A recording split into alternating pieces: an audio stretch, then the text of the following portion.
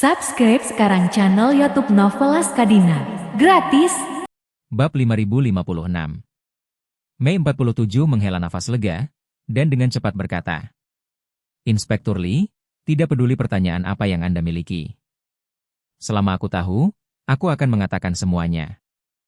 Mei 47 telah lama membenci organisasi yang mengendalikan nasibnya sendiri.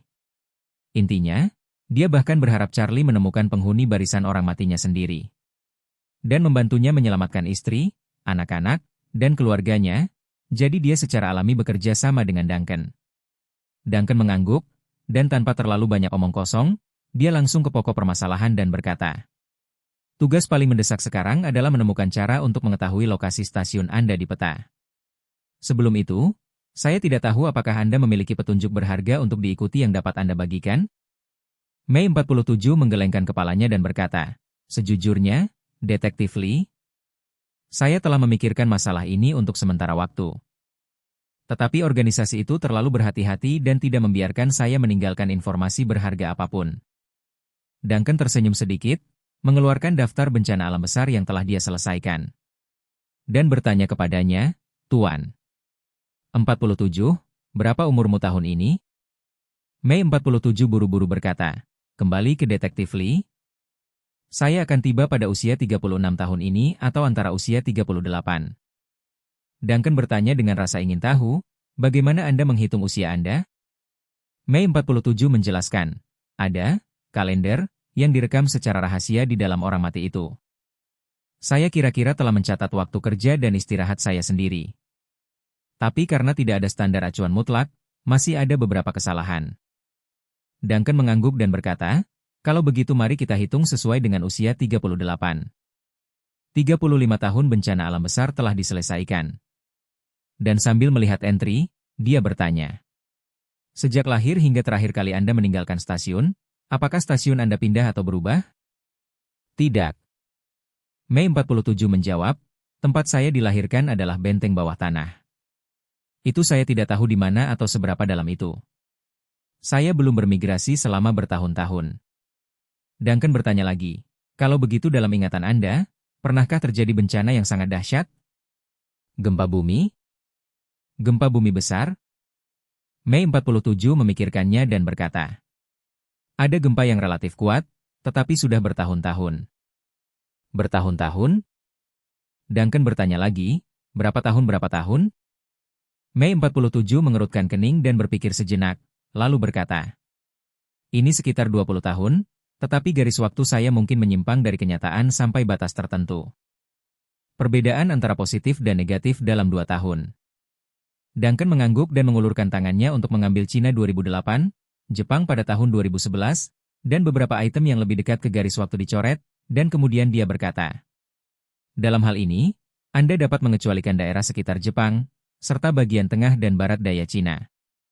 Setelah berbicara, dia melihat entry untuk Indonesia pada tahun 2004 dan bertanya, apakah gempa di ingatanmu terasa kuat? Mei 47 berkata tanpa ragu-ragu, itu sangat kuat. Dan bahkan membawa banyak kerusakan pada stasiun kami saat itu. Beberapa orang terluka, dan beberapa orang bahkan meninggal. Mata Duncan berbinar, dan dia berkata dengan penuh semangat, itu mungkin tsunami Indonesia tahun 2004. Dia mengeluarkan peta, menemukan pusat tsunami Indonesia di atasnya, dan bergumam. Pusat gempa saat itu, di Indonesia bagian barat, gempa dirasakan di banyak negara dan wilayah. Tapi gempa di daerah Anda relatif kuat, dan seharusnya di sekitar Samudra Hindia, dan bahkan mungkin di Indonesia. Namun, pada tahun 2003, Hokkaido, Jepang, dan Kepulauan Solomon memiliki magnitudo 7. Untuk gempa di atas, gempa berkekuatan 7,8 juga terjadi di Pakistan pada 2005. Dan garis waktu Anda tidak cukup tepat, jadi mungkin ada beberapa penyimpangan di sini. Setelah mengatakan itu, dia melihat ke 47 Mei dan bertanya, lalu gempa ini, apakah Anda punya petunjuk lain? Petunjuk lain? Mei 47 terdiam sejenak, lalu menggelengkan kepalanya dan berkata, tidak ada petunjuk, meskipun gempa itu menakutkan. Tapi bagaimanapun juga, tidak ada yang mati, jadi kami tidak terlalu memikirkannya. Duncan melihat peta dan bertanya, jika gempa yang Anda bicarakan adalah tsunami di Indonesia. Kamu tinggal di bawah tanah. Apakah ada kecelakaan banjir setelah gempa? Penetrasi air, Mei 47 merenung sejenak, tiba-tiba teringat sesuatu, dan berkata, memang ada kecelakaan penetrasi air saat itu. Dan seluruh stasiun terisi air setebal 20 cm. Airnya diambil. Ketika Duncan mendengar ini, dia tidak bisa menahan diri untuk bertanya dengan penuh semangat. Apakah airnya asin? Bab 5057. Lagi pula, itu terlalu jelas, sudah terlalu lama, tetapi menurut kesan saya. Sepertinya setelah itu, ada beberapa residu putih di tanah dan pakaian. Mungkinkah itu garam dari air laut? Duncan mengangguk dan berkata, kemungkinannya adalah sal jika ini masalahnya. Maka yang Anda alami saat itu adalah tsunami Indonesia. Alasan terjadinya banjir adalah karena gempa saat itu memicu tsunami. Dan banyak negara di sekitarnya terpengaruh, termasuk tempat tinggal Anda. Berbicara, Duncan melingkari dua area di peta dan berkata, jadi sepertinya stasiunmu mungkin berada di bagian barat Asia Tenggara. Atau mungkin di bagian timur Asia Tenggara. Kemudian, Duncan melihat beberapa entry lagi, dia bergumam. Epicentrum tsunami Indonesia juga mengalami gempa bumi dalam beberapa tahun terakhir. Tapi besarnya tidak tinggi. Apakah Anda merasakan getarannya? Mei 47 menggelengkan kepalanya dan berkata, saya tidak bisa menjamin ini. Saya belum merasakan getaran selama bertahun-tahun, tetapi saya dapat menjamin bahwa saya tidak melihat adanya getaran yang jelas.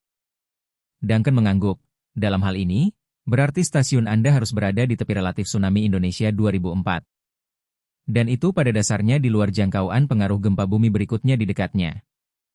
Dalam hal ini, itu mungkin setara dengan mengunci area antara cincin ke-9 dan cincin ke-10 pada kertas target yang besar.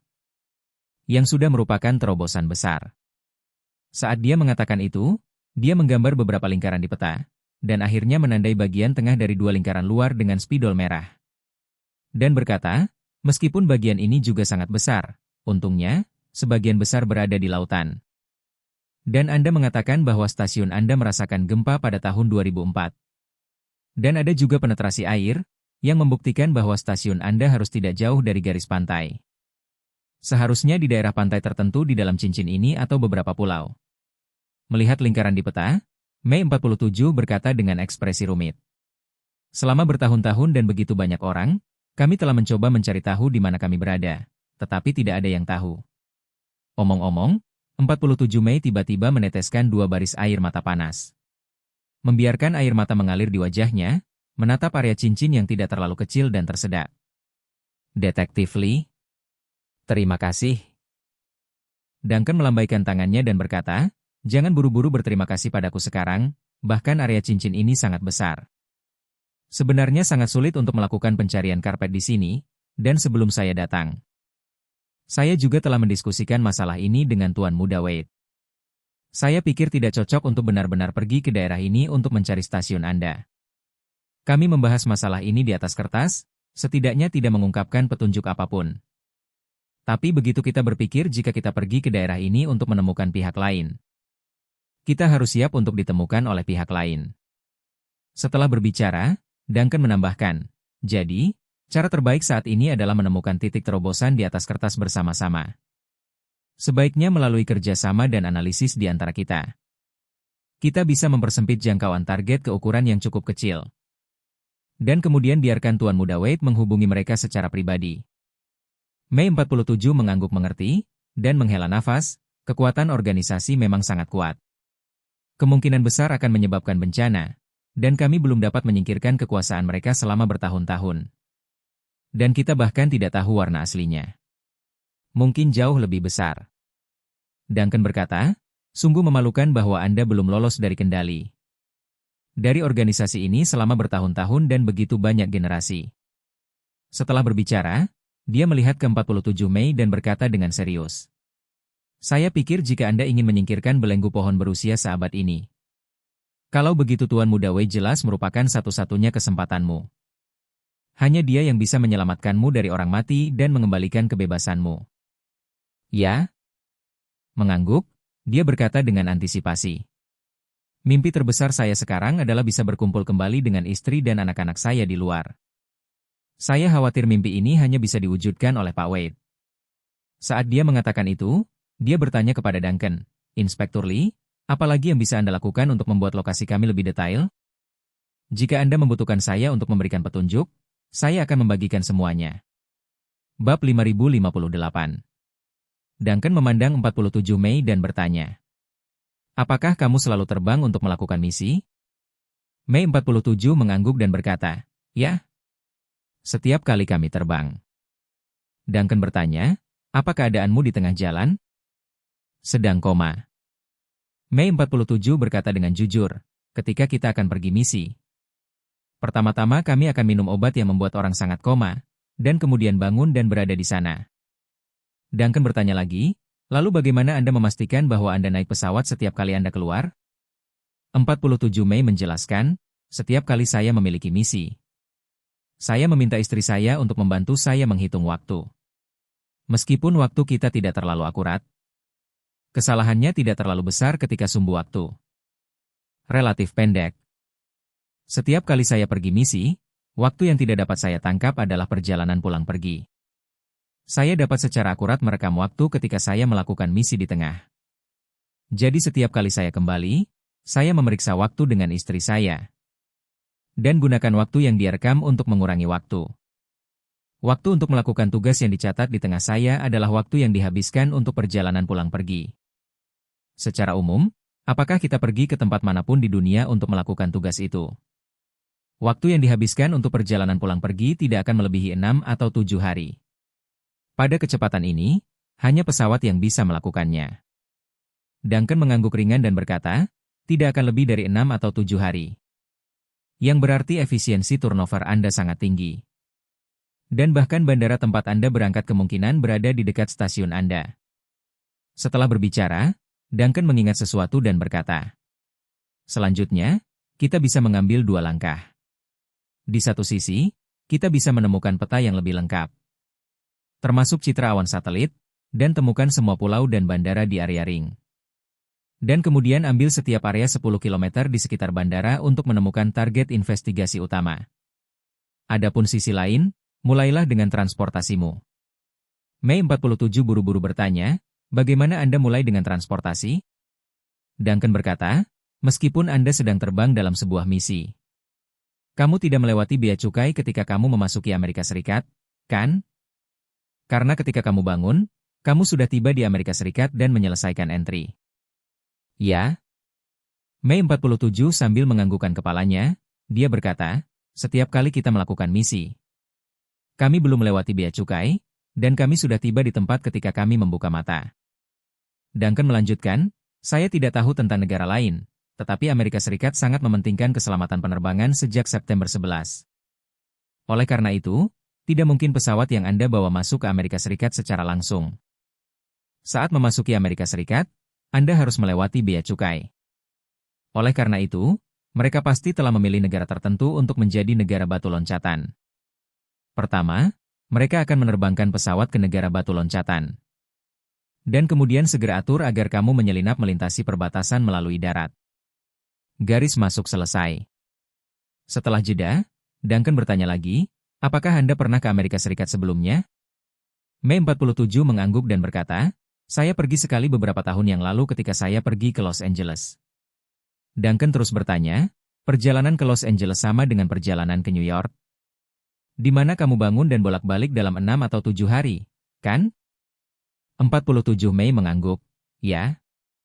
Duncan tersenyum sedikit dan berkata, Anda pasti diselundupkan untuk memasuki Amerika Serikat. Dan hanya ada 2 cara untuk menyelundupkan, baik melalui laut atau darat. Tapi kalau lewat laut, tidak mungkin mencapai waktu pulang pergi tidak lebih dari 6 atau 7 hari. Jadi saya merasa Anda harus menjadi orang pertama yang terbang dengan pesawat. Negara batu loncatan, dan kemudian diselundupkan ke as melalui darat. Kemudian, Duncan menambahkan, Amerika Serikat hanya memiliki 2 negara tetangga, Meksiko dan Kanada.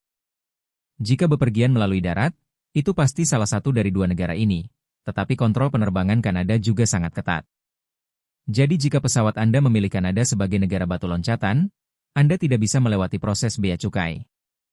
Tetapi situasi di Meksiko berbeda. Meksiko relatif lebih kacau. Sebuah pesawat menghindari bea cukai dan langsung mendarat di suatu tempat di Meksiko. Kemungkinannya masih sangat besar. Pada dasarnya saya dapat memastikan bahwa stasiun Anda berada di wilayah pesisir atau pulau-pulau di Asia Selatan bagian barat atau timur atau Asia Tenggara bagian timur. Tidak jauh dari bandara.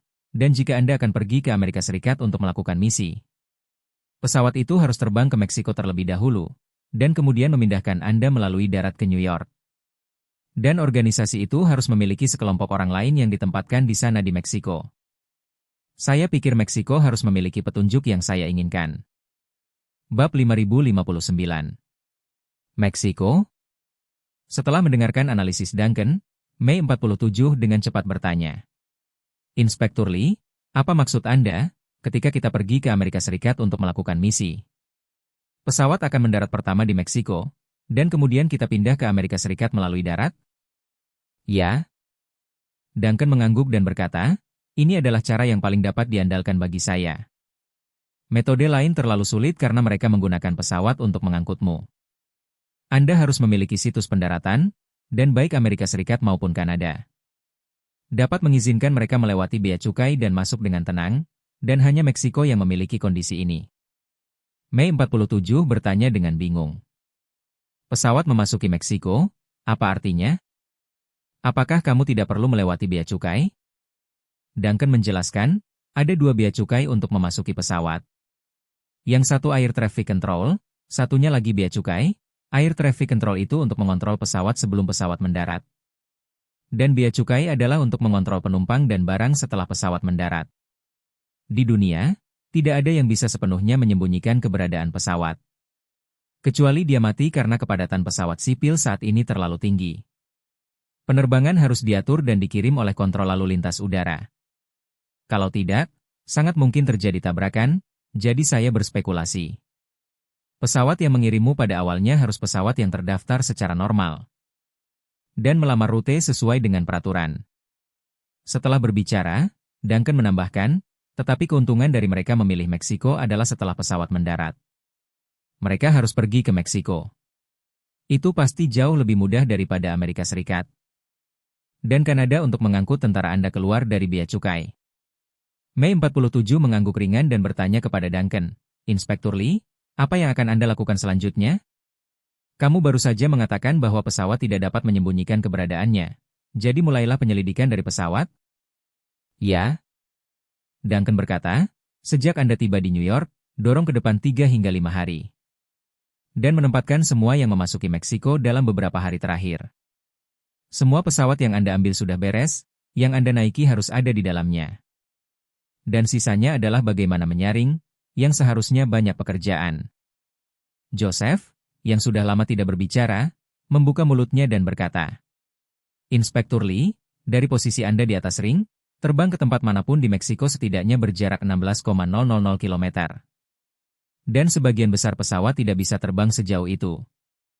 Apakah menurut Anda mereka terbang langsung ke Meksiko atau apakah mereka memiliki persinggahan di tengah untuk persediaan? Duncan berkata dengan ekspresi serius, ini cenderung terbang langsung. Bagi mereka, persinggahan menambah biaya tambahan. Mendarat tidak hanya membuang-buang waktu tetapi juga berisiko besar. Jika kamu memikirkannya, bahkan jika kamu adalah master seni bela diri yang kuat. Begitu Anda memasukkan semuanya ke dalam pesawat, masih ada risiko dibawa pergi oleh seseorang. Bayangkan saja, jika pesawat ditembak jatuh saat lepas landas dan mendarat, ahli seperti apa yang bisa selamat dari kecelakaan itu?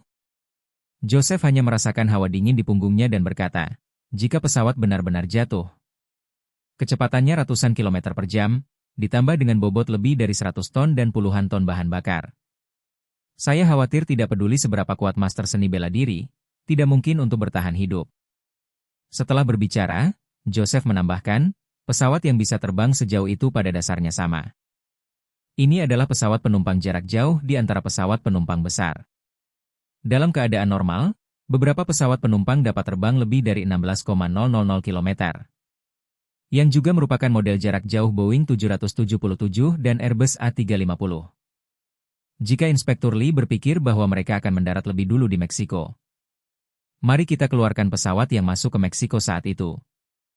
Dan fokus untuk memeriksa pesawat penumpang jarak jauh ini. yang seharusnya bisa mengesampingkan sebagian besar informasi penerbangan. Jika informasi penerbangan yang memenuhi syarat berasal dari informasi yang kamu buat barusan. Mereka yang lepas landas di atau dekat area ring adalah tersangka utama. Mata Duncan berbinar, dan dia berkata, petunjuk ini sangat berharga dan dapat menyelamatkan banyak masalah. Joseph berkata, kalau begitu saya akan melakukannya di sini. Biarkan seseorang memeriksa catatan masuk pesawat Meksiko selama waktu itu. Duncan berkata dengan cepat, Tuan Wan, tidak sulit untuk menyelidiki catatan masuk pesawat. Tetapi bisakah Anda memastikan bahwa saluran investigasi Anda 100% aman? Jangan khawatir. Joseph mengangguk dan berkata, saluran informasi dari Chatachlis Front memiliki tingkat kerahasiaan yang sangat tinggi. Selain itu, kami memiliki banyak firewall, jadi detektif Lee dapat yakin. Duncan mengangguk ringan dan menginstruksikan, ngomong-ngomong, Tuan Wan, saya juga perlu memilah informasi dari semua pesawat kargo yang masuk. Tidak masalah. Bab 5060. Segera ada dokumen padat di tangan Yusuf. Dokumen ini mencatat informasi semua penerbangan yang memasuki Meksiko dalam 5 hari sebelum insiden New York. Karena sebagian besar penerbangan masuk adalah pesawat kecil dan menengah. Pesawat dengan jangkauan lebih dari 15,000 km hanya minoritas. Jadi setelah disortir, totalnya kurang dari 100 sorti.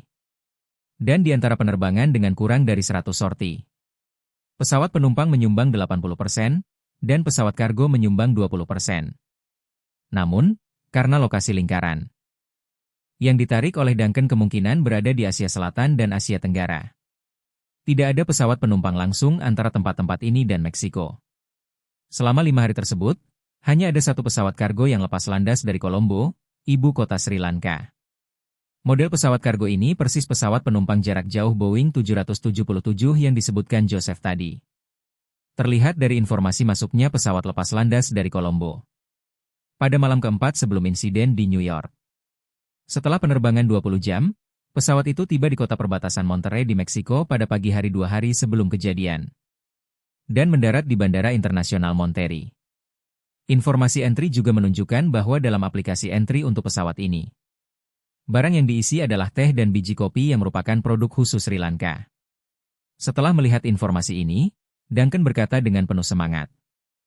Ada kemungkinan besar bahwa ini adalah pesawatnya. Joseph juga setuju, pesawat ini adalah Boeing 777-200LR.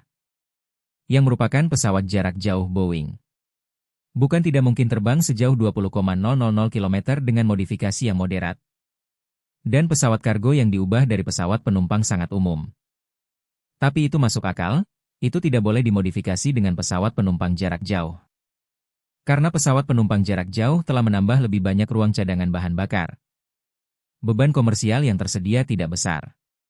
Menggunakan pesawat jenis ini untuk diubah menjadi kapal barang tidak peduli dengan muatannya. Tapi hanya tentang efisiensi. Pesawat jenis ini pada dasarnya dapat terbang langsung ke dua bandara manapun di bumi. Berbicara tentang ini, dia berhenti sejenak, lalu berkata, Inspektur Lee, pesawat ini tampaknya dipersiapkan untuk manuver global. Dikombinasikan dengan organisasi misterius itu. Ciri-ciri perilaku sebelumnya. Saya pikir rangkaian kesimpulan Anda, termasuk hasil ini, benar. Itu adalah target yang kami cari. Duncan mengangguk, saya juga berpikir begitu. Joseph tidak bisa tidak mengagumi. Inspektur Lee, Anda benar-benar luar biasa. Kamu bisa mengunci pesawat yang digunakan oleh pihak lain dalam waktu sesingkat itu. Saya khawatir organisasi misterius ini tidak akan pernah membayangkan bahwa mereka akan terungkap begitu cepat. Duncan berkata dengan serius, alasan utamanya adalah 47 Mei. Dengan dia di sini, dia secara bertahap dapat membantu saya mengidentifikasi petunjuk dan membantu saya melakukan perbandingan silang. Organisasi ini pasti tidak menyangka bahwa beberapa orang mati mereka akan selamat. Dan mereka tidak akan percaya bahwa orang-orang yang mati dapat membantu membocorkan beberapa informasi penting yang berguna. Bahkan lebih tak terduga bahwa seseorang akan menemukan pesawat mereka. Jika tidak ada informasi pada 47 Mei, kami bahkan akan berpikir bahwa orang-orang yang meninggal ini semuanya berasal dari Amerika Serikat. Dan, biasanya, bahkan jika seseorang sedang menyelidiki secara tiba-tiba, puluhan orang mati yang muncul di Amerika Serikat tidak akan pernah mengira bahwa ini terkait dengan pesawat kargo reguler yang terbang dari Sri Lanka ke Meksiko. Mereka tidak pernah berpikir bahwa kita dapat menggunakan informasi gempa selama beberapa tahun terakhir untuk menemukan perkiraan lokasi orang yang tewas, sehingga mempersempit cakupannya sedikit. Joseph menghela nafas, informasi itu penting, tetapi kemampuanmu untuk mengekstrak informasi dari informasi yang terbatas dan terus mempersempit ruang lingkup adalah kunci untuk menemukan petunjuk, sehingga Anda disebut detektif terbaik. Itu tidak masuk akal. Duncan tersenyum rendah hati, lalu menunjuk ke nomor registrasi dan perusahaan pesawat kargo, dan berkata, "Ngomong-ngomong, Tuan Wan, nomor registrasi pesawat dimulai dengan 9V. Kalau saya ingat betul, ini registrasi pesawat Singapura. Nomor, jadi pesawat ini harus terdaftar di Singapura. Dan perusahaan tempatnya adalah YT Airlines. Silakan periksa di mana perusahaan terdaftar dan informasi publik perusahaan. Karena itu adalah perusahaan terdaftar biasa. Maka informasi publik harus relatif mudah ditemukan." Oke. Joseph juga memiliki firasat bahwa dia dapat melihat cahaya bulan melalui kabut. Dan dia tidak bisa menyembunyikan kegembiraannya dan berkata, "Inspektur Lee, tunggu sebentar. Saya akan menggunakannya sekarang. Lihat di komputer saya." Setelah itu, Joseph membuka laptopnya dan mencari perusahaan yang terdaftar sebagai YT Airlines di situs permintaan informasi perusahaan Singapura. Informasi tersebut menunjukkan bahwa perusahaan ini terdaftar di Singapura dan merupakan perusahaan logistik penerbangan bernama Yuantai International Express dalam bahasa Cina. Perusahaan ini memiliki total 3 pemegang saham, semuanya adalah orang Cina. Dan ada 6 pesawat kargo terdaftar atas nama perusahaan. Semuanya adalah versi ultra jauh dari Boeing 777. Setelah Joseph mengetahui informasi itu, dia berkata kepada Duncan, "Inspektur Lee, jika Anda menemukan ketiga pemegang saham ini, apakah Anda dapat menggali petunjuk tentang organisasi misterius itu?" Duncan berkata dengan sungguh-sungguh, "Saya pikir di antara ketiganya, setiap pemegang saham harus memiliki identitas palsu. Tidak mungkin bagi organisasi yang berhati-hati untuk meninggalkan petunjuk substantif terkait dengan orang-orang di tautan ini.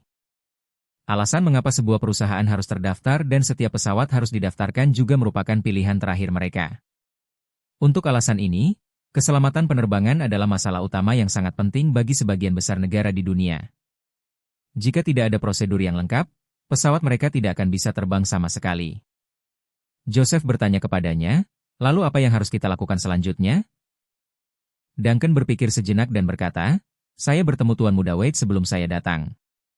Dan dia dan saya sama-sama merasa bahwa kami tidak boleh saling kontak langsung selama proses penyelidikan. Agar terhindar dari paparan terlebih dahulu, jadi lebih baik aku melaporkannya padanya. Lihat apa yang dia pikirkan."